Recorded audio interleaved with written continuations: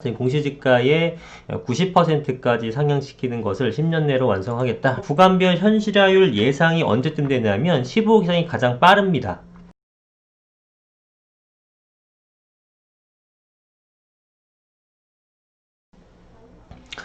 네, 안녕하세요. 반갑습니다. 이송훈 소장입니다. 자, 요즘에 종부세 현실화에 대한 얘기가 많습니다. 지금 공시지가의 90%까지 상향시키는 것을 10년 내로 완성하겠다라고 얘기하고 있습니다.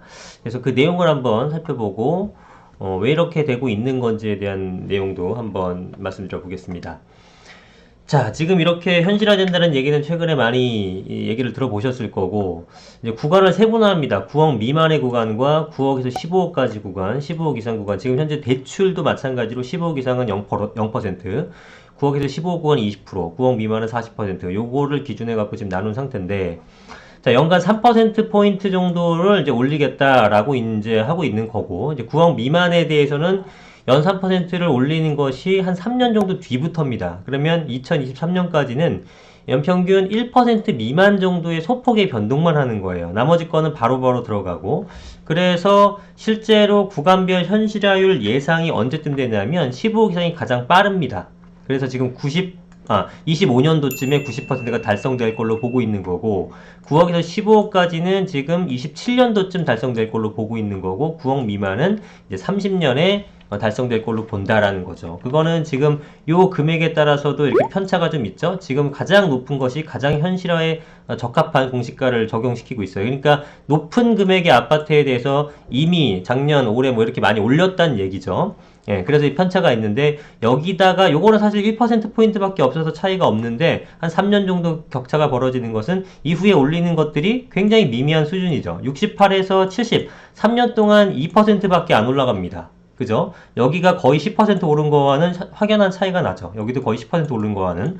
그래서 9억 미만에 있는 것들에 대해서는 굉장히 미미한 이런 것들을 한다는 겁니다. 그거는 왜냐하면은 반발을 좀 잠재우기 위해서죠. 그죠? 자, 그 다음에 공동주택과 단독주택과 토지를 나눠보게 되면은, 지금 토지 같은 경우, 그러니까 지금 현실화율이 3개예요. 80%, 90%, 이거 잘못 나왔네요. 100%인데, 이 중에서는 가장 유력한 거는 2번안 90%가 가장 유력하다라고 보고 있어요. 100%는 사실 말이 안 되죠. 그러면 시세보다 높아지는 공시가가 생겨날 수 있는 거잖아요. 시세라는 게 정확하게 어떤 공산품처럼 정가로 돼 있는 게 아니다 보니까, 그러니까 100%라는 건 말이 안 되죠. 그러다가 실제로 넘어가 버리면은 과잉 세금에 대해서 논란이 생길 수도 있고 하니까, 이거는 뭐 현실적으로 좀 불가능해 보이고요.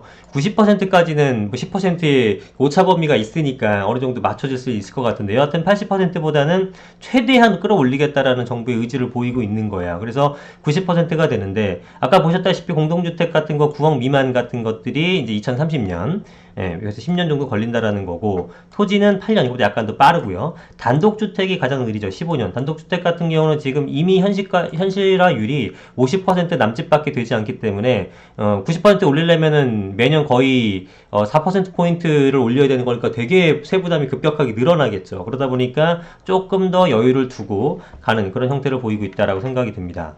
자, 그래서 뭐 그거에 관련된 뭐 그런 중간의 내용들이고, 이 그래프를 보면서 이해하시면 좀 더 쉬울 것 같은데요. 그래서 아까 보셨던 거는, 이거는 공동주택이고요. 소위 말하는 이제 아파트나 다세대 주택 같은 것들이고, 요런 거는 이제 다가구라든가 단독주택 같은 단독주택가 공개가 현실화율인데, 9억 원 미만짜리는 가장 길게 봐서 90% 되는 게 2035년까지 되는 거고, 요것도 단독주택이라고 하더라도 비싼 것들, 9억에서 15억 같은 것들은 2030년, 15억이 넘어갔던 것들은 27년, 굉장히 빠르게 이미 90%를 달성시키겠다라는 겁니다. 역시 비싼 거부터 빨리빨리 추진하겠다라는 얘기를 하고 있는 거죠.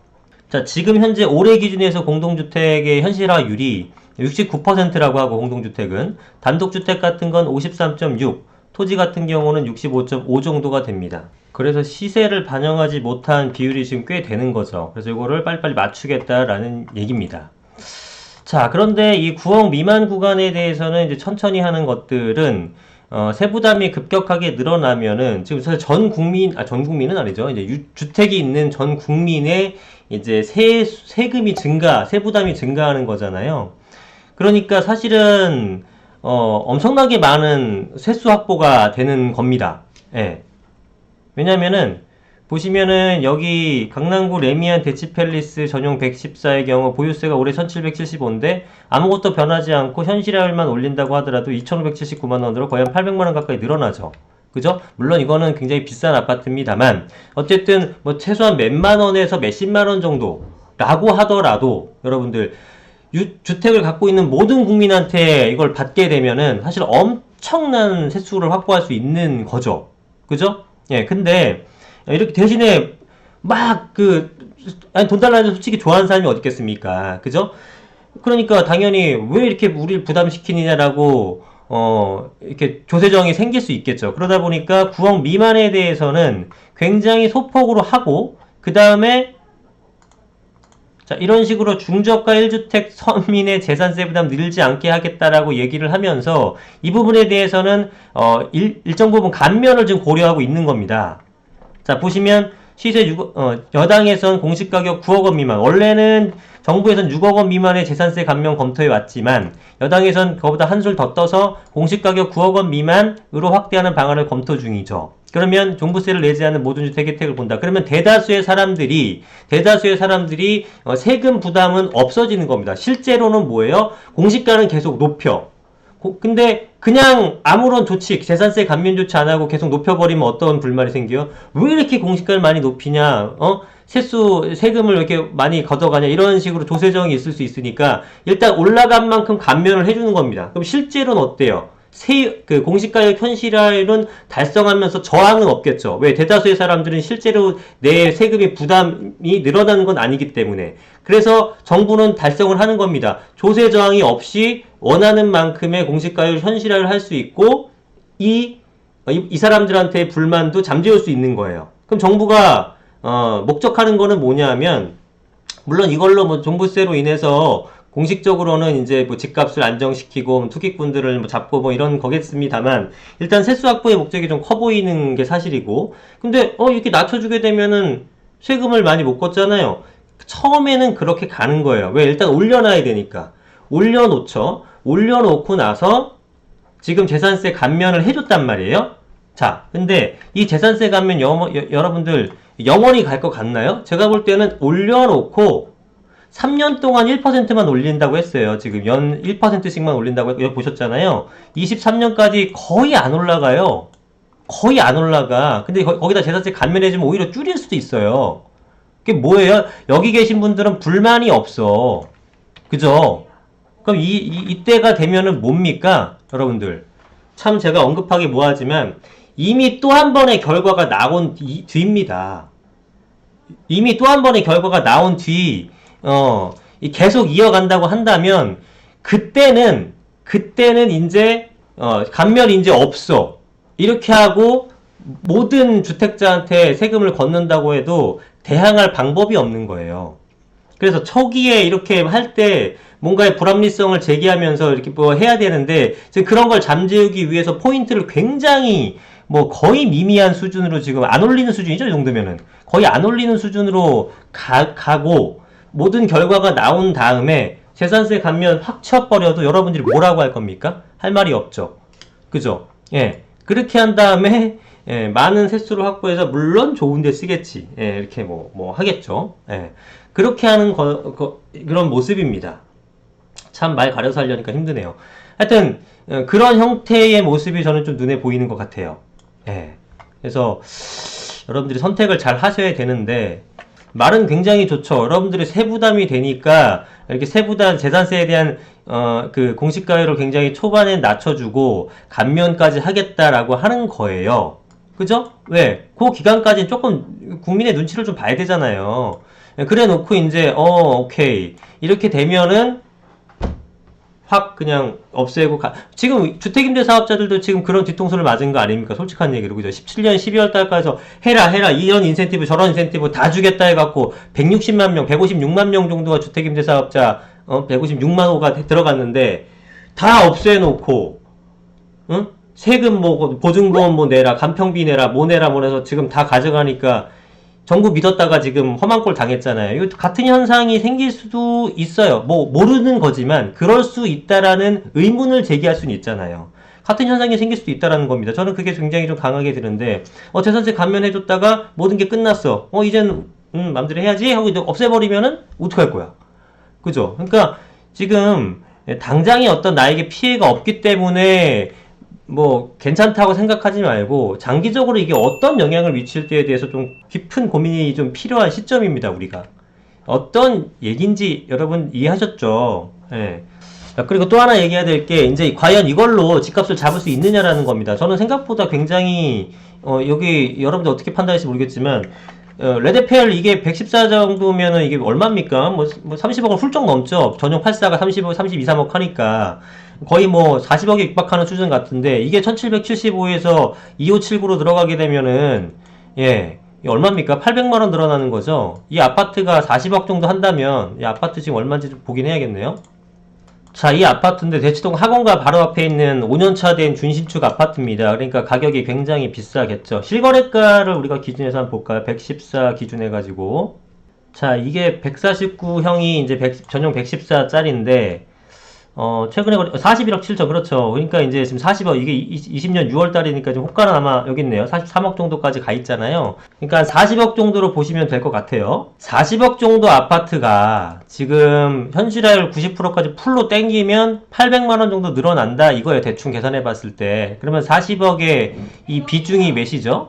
40억에서 4억 4천만원, 400만원이니까 이게 0.1, 0.2%의 비중을 차지하는 겁니다. 증가되는 게.